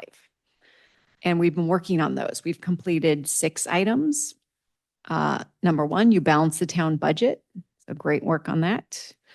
Number 2, you recruited the town clerk and the town engineer, which is great. Number 3, you aligned the zoning regulations with the adopted housing element. Number 4, you spent some work and time identifying challenges and pain points in the planning and building department. You recruited the town manager, me. Thank you very much for letting me have the joy of privilege of working here every day. And number 6, determine the best method to communicate town project status to the community. And that we've done through the town manager blog and the Great Work Publishing, in case you don't know, the building permits and the planning applications on the building and planning website. And we've gotten some good feedback about people being able to see that. We also are launching the EnerGov public portal soon. There is a lot of work to be done though. And I think we have a pretty full plate moving forward. Housing element, great to make some progress on that. The big work item, as you know, I'll start with it, is fiscal stability. So you gave us direction, did a lot of work last year.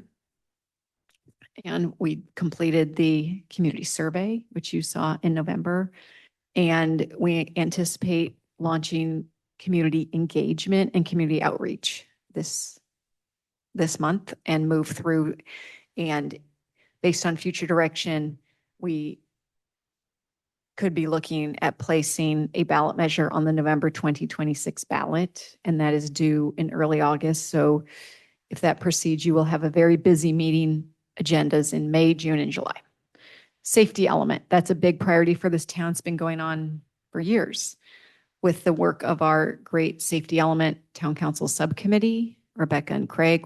They've been working hard on that document and looking at the committee recommendations, and it's almost done. And then we'll be handed over to urban planning partners to work on.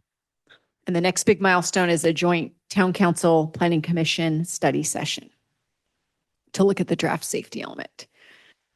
Other work, there was an item on the priorities list to look at an umbrella collaborative safety task force. As you know, this council created a resilience planning Again, Rebecca and Craig, who've been working hard on creating, to be honest, a very long task list that will be feeding into committee work. And so that's a great list that you reviewed last year that they're working on. And I believe that subcommittee is still talking about a potential safety task force, right, Craig? Just looking at that idea, and you may be giving us more feedback on that if it progresses. Yeah, I think we're still reviewing. Yeah, still reviewing that.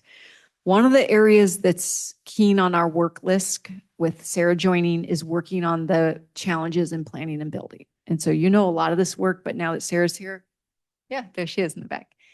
She's been here, as you know, about 6 weeks, and she's full of ideas.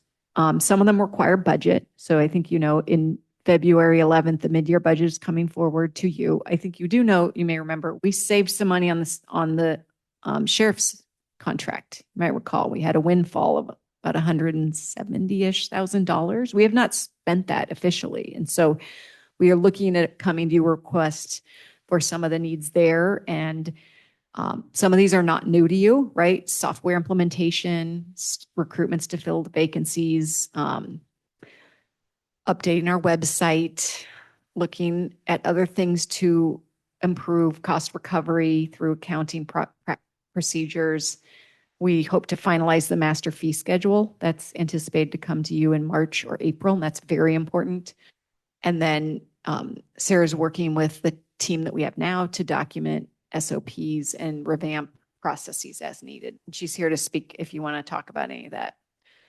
So that's what's filling our plate now. There's an item on your list that says town council to determine proper level of service.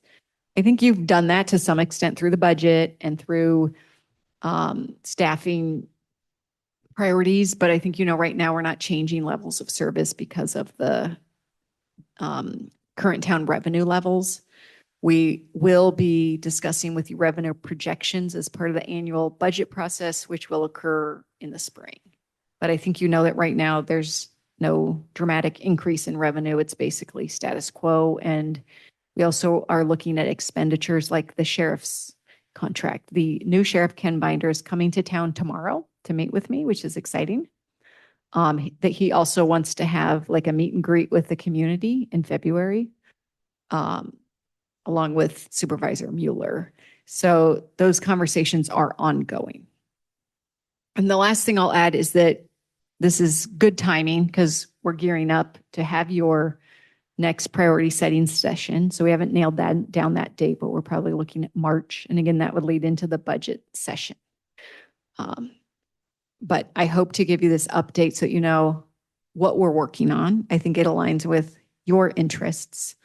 But a lot of times these priorities, as you know, are linked to budget. So I guess I wanted to do this tonight is to prepare you for the mid-year budget conversation and to tell you that based on my understanding, there's no dramatic change. Again, we were very fortunate that that sheriff's budget came in a lot under. And so if anything, you have some decisions to make about where you want to apply that savings. And I think just, you know, our focus right now is planning and building and trying to stabilize that and improve our customer service. And I should mention along those lines, we are getting pressure from the state and requirements from the state. So one of the most important bills that just went into effect January 1 was a requirement that we turn around accessory dwelling unit ADU plan checks in 15 days. Yeah, right? Yeah, I'm looking at the attorney. It's 15 days. Yeah, it's a very short period of time. Now, I think, you know, we took the contracts for you for our consultants to do that, but we have to ramp up for stuff like that. It's good. Don't get me wrong. We're permitting ADUs in this town, and that's a good thing because they count towards RENA and they count towards affordable units, but it's still a game changer. And I think, you know, the narrative here, the state does things and imposes requirements on us and doesn't give us more money or anything. So we are constantly monitoring that and adjusting our work processes as needed. So I don't have much else to say. I would say we are very thankful for Sarah. So she's here if you have any questions about it. And we're excited to come back to you at the mid-year budget and just share more of what our recommendations are. Those are, of course, just recommendations. So it's really up to you as a policy body to decide that. But I am I want to always share with you everything we know and be transparent and engaging with you. Thank you, Darcy. I would add that the level of service is something I think we'll want to do. It wasn't so much what we were going to budget for. It was more like, what do we as a town, what level of service do we want to deliver? Because I think particularly as we start looking at revenue enhancement, that's going to be critical to decide, how much money we need to provide what level of service. So that's really what that one was about, not who we're going to hire in the next 6 months, just to be clear. So are there any questions for Darcy? Because we'll do council questions, then I'll go to public comment, then we'll come back for council comment. So any questions for Darcy on her report? Just a quick one. You said 170,000 savings for the sheriff. I didn't understand what that was from. It was from bad math. Yeah, I think we told you about this when the contract came to you in October. Yeah. And thankfully, I'll be honest, they caught it, which I'm a little embarrassed that I didn't catch it, but it did have to do with their FTE that we had too many FTEs. And frankly, that is their discretion, but I will say I appreciate that they caught it and reduced our bill. Yeah. It was from dropping the supervisor guy. It was like dropping going from half to quarters. Yeah, half to quarter. Okay. No questions. Did you have any questions? I did want to ask what it meant to the staff that we have. Our fifth priority was environmental sustainability, and what that meant to you, and whether there was any action on that, or sense that that was a reasonable ask. Well, so those 5 items are your like umbrella priorities Yeah. that go back, I think, to 2024. Okay. And things nest under them. And Right. I don't believe there's a specific implementation strategy nested under that, but Yeah, I just want that's- you to know we do that every day here. Like Yeah. we live and breathe environmental sustainability more so than most towns. But for example, we did get the MTC grant for EV chargers. Thank you, Helen. We've got another PCE grant for sustainability upgrades. We do what we can. And if in the future you wanted a measure under that, sure, but we're not actively doing a targeted thing. Helen, question? Is Mary done first? I'm done. Okay, great. I had a question about the Lou Edwards group. And as I recall, we initially had said that I think it was like a 7-month contract initially. And then, so is that contract coming back to council? Yes, it's actually coming next meeting for an amendment to continue their work. And can you remind me how much, do we have a cost of what that potentially will be? Could I ask we do this next meeting, like this particular item? So Craig, why do you keep cutting me off? So Helen, I'm trying to keep us on what's listed in the agenda, and And talking this- about a budget item is not listed on the agenda. This is part of the status, and so I'm curious about that because of the 170,000 that was brought up respectfully. Right, and the 170,000, I would argue, is And- marginally part of our priorities. It's what we're going to talk about when we talk about the budget. I understand that, So if we can and just so keep it I'm short, just that's what I'm trying trying to- to get us, I am asking the status of that in terms of the Lou Edwards group. And it's not a budget question. I'm just trying to get a sense because that is a status update, which is on the agenda, Craig.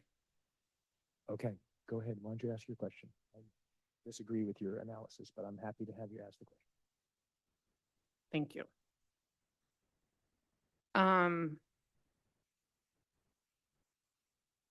We have the Lou Edwards group contract, and there does need to be an extension. Is that correct?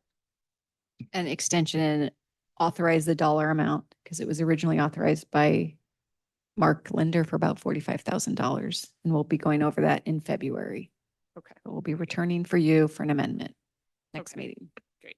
Thank you for that status update.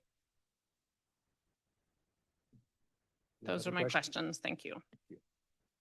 Okay, let me open it up to public comment.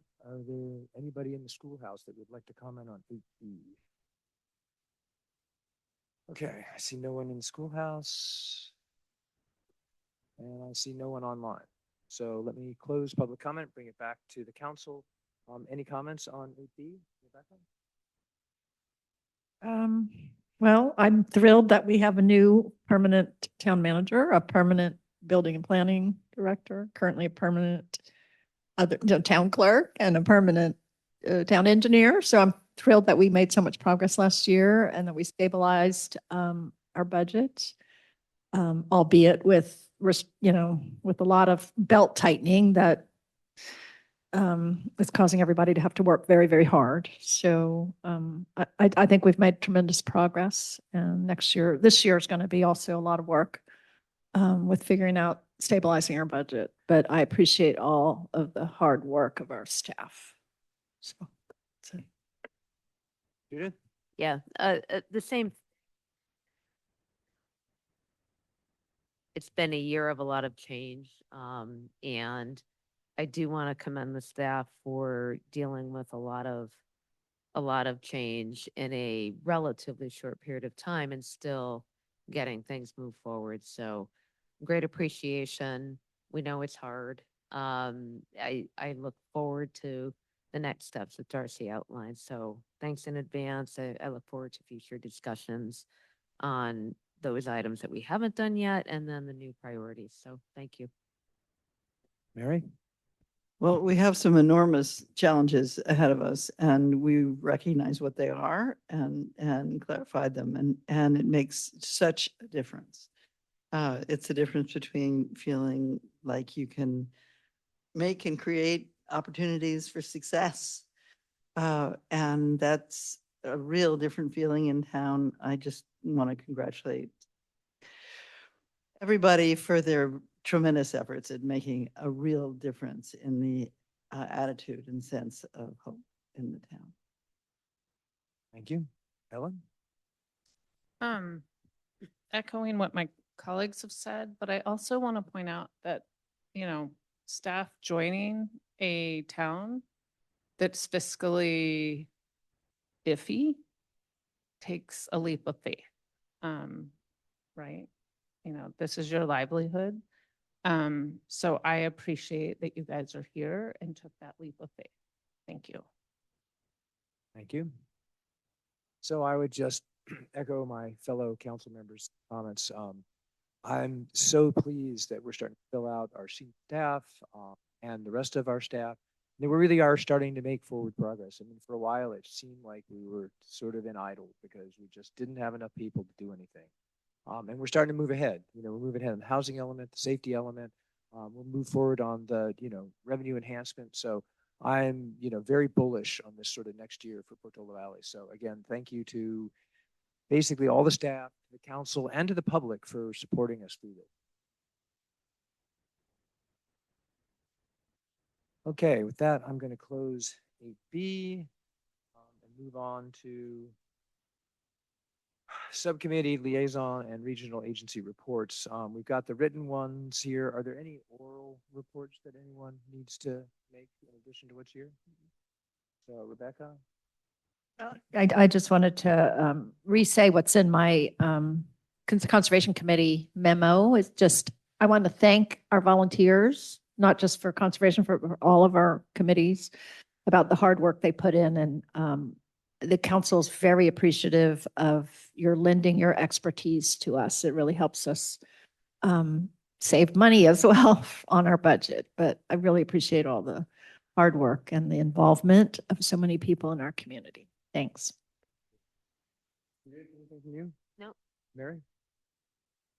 I had just didn't know whether we wanted to report on LAFCO at all, say anything about LAFCO, which was really fascinating. It's a great summary of where we stand in relationship to Woodside. It's available on their website, LAFCO, LAFCO.com or whatever. And it's a really in-depth analysis of Woodside's and Portola Valley's relative opportunities and challenges. there has been some comment that we need to make sure that there's a honest financial awareness at LAFCO of what our real financial situation is. And I think maybe there's an upcoming meeting in end of January that we can benefit from their final analysis of our situation. Because they do provide some opportunities for us in terms of mergers and financial opportunities. We should really look at closely as a council. No, before you start, Helen, I just want to ask council, how far can we go into this discussion before something that's not on our agenda? So This is just a verbal. right, except, I mean, LAFCO is not one of our normal. I just want to make sure that we're clear. I'm never quite sure about things that are on the agenda versus not on the agenda. So could you just give us some advice on how far we can go into this? Just where we're starting into a discussion about LAFCO, and that seems like it's not, no, it was fine. I appreciate you bringing it up, Mary. I just. Yeah, and this item is titled to include regional agencies report, so it arguably would cover LAFCO. I would say the practice, however, is that this is to, cover items where council members serve as liaisons. So, to get more information is needed regarding LAFCO, perhaps that would fit nicely in Darcy's next town manager report. Okay. Yeah. Okay. So thank you for that. Let's just keep it as I think you said just a good amount on it. So. It was just a comment. Yeah, no, thank you. And Helen, you want to make a comment? I did meet with a couple of key players from Woodside, and something that is different, and I don't mean to go down something that's not agendized, but that I'm very curious about is 70% of Woodside is on septic. And so I was very curious about what our percentage in Portola Valley is on septic. So I'm just, so I wanted to mention that. So let's not turn this into discussion. That's that's my concern. Is this not agendized for a discussion? So I think it's okay to ask the question, but let's keep it at that. So, and that was part of the LAFCO. So, okay. I also wanted to mention for the Emergency Preparedness Committee, that they had agendized evacuation routes as their top priority. I tried to encourage them to prioritize long-term, short-term ways, but they stuck to it. So I wanted to report that their biggest priority for this coming year that they want to work on, the number one thing is evacuation routes. So I did want to report that. And then, and similarly, the Bike Ped Transportation Committee is also concerned about e-bikes, and that what they're working on is trying to do traffic calming. So, among other things.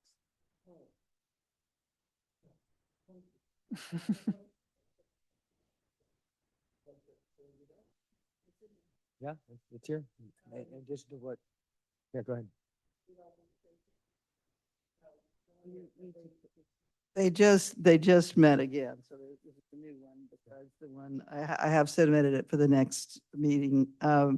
But it's kind of exciting because we have a member of Geologic Safety who's on the geologic that's going on the safety committee for Woodside. So we have a shared, now finally, we're going to have the synchronized geologic safety map so that we'll actually know where our evacuation routes will be safe, which will make a big difference. We have a very active geologic safety committee right now because of we have a couple of USGS people and a Stanford professor who's doing flyovers on the Neelys and on the of the San Andreas Fault and on the Hawthorns property. So we're going to have a very in-depth understanding of what our true geologic risk is in the 21st century. So it's quite exciting. Thank you. Okay, any other reports? All right, with that, I'll close 9 and move on to 10, adjournment. I would accept a motion to adjourn. So moved. Second, Seconded. all in favor? Aye. Aye. Thank you, everyone. Good night.